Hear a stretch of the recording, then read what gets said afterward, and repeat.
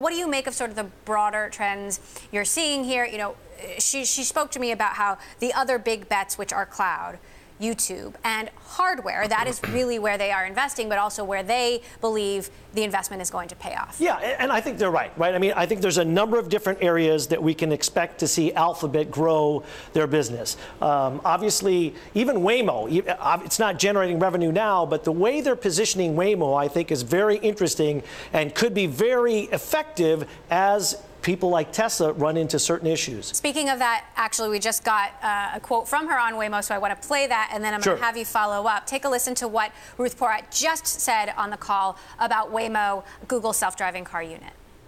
At Waymo, we have achieved 5 million miles of driving on city streets, adding the latest million in just 3 months. We also announced a long-term partnership with Jaguar Land Rover for their fully electric I-PACE vehicles. Now, Waymo is really comprising a bigger portion of the other bets because they've moved Nest under the Google umbrella. So now you have basically Waymo, you have Google X, you have Fiber, and Verily.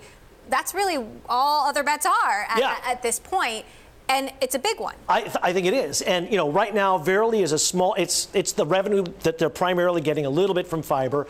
But longer term, in terms of when we think about actual bets, I think Waymo is the most important bet.